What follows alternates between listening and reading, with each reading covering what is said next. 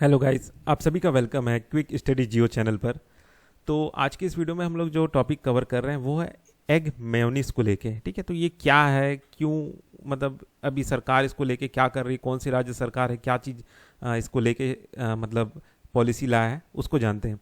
The Tamil Nadu government ban the production and sale of mayonnaise made using raw egg for 1 year under the food safety and standard act 2006, citing serious health issues, health risk link to food borne pathogens like salmonella and E Koli.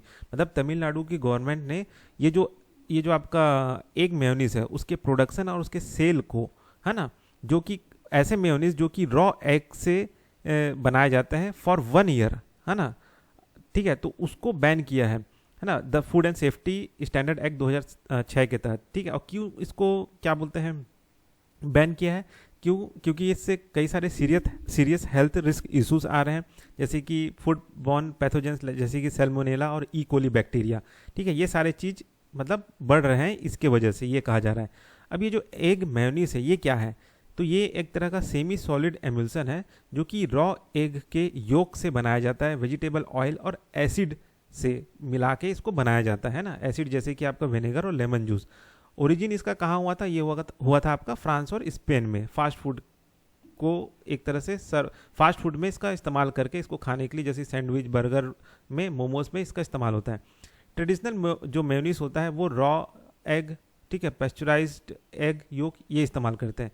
Eggless variants जो है, जैसे कि मतलब बिना अंडों का भी mayonnaise बनता है, एगलेस मेयोनीज, जैसे कि उसमें क्या क्या करते हैं, यूजेस एमल्सीफायर्स, जैसे कि आपका सोया प्रोटीन और मिल्क सॉलिड अंडे के जगह, ठीक है, जो कि मोर कॉमन है इंडिया में due to dietary preference and food safety concern को लेके। ठीक है, तो आप देख सकते हैं जो ट्रेडिशनल एग मेयोनीज है उसमें ये एग योक वाला होता है और एक होता है एगलेस वेरिएंट। ठीक है, तो ये आपका जो एग योक वाला है इसको कहीं ना कहीं तमिलनाडु गवर्नमेंट ने कहीं ना कहीं बैन कर रहा है, ठीक, किया जा रहा है ना।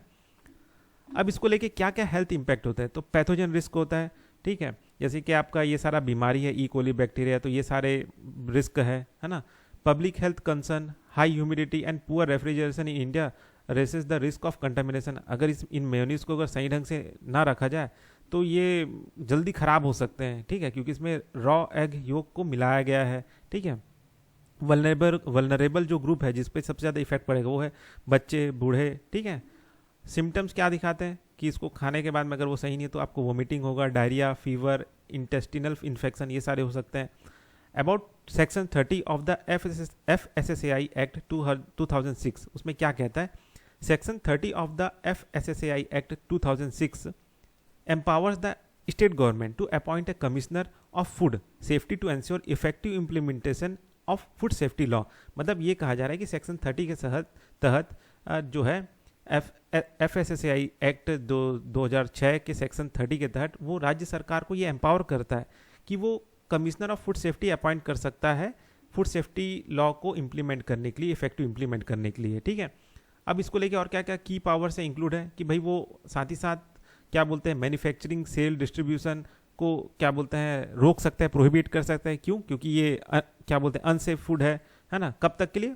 Up to 1 year in public interest. अच्छा, यहाँ पे एक चीज़ है, ये जो है ना, ये बैन क्या है, पूरे जिंदगी भर के लिए नहीं किया है तमिलनाडु सरकार ने, ये किया है 1 साल के लिए। ठीक है, फॉर 1 ईयर, यहाँ पे याद रखिएगा, using raw egg for 1 year. तो ये 1 ईयर का एक तरह से बैन है, जैसे कि यहाँ पे आप देख सकते हैं कि अब इसके तहत जो है बैन किया है इन्होंने 1 साल से लेके और भी कई साल तक कर सकते हैं।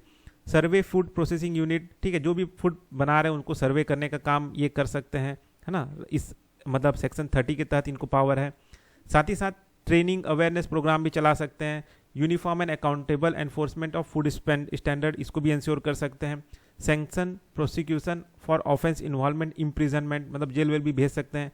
Delegate power to subordinate as needed, मतलब ये अपना पावर किसी और को भी पावर दे सकते हैं कि भाई हमारी जगह आप जाके चेक करिए, देखिए, ये सब चीज़।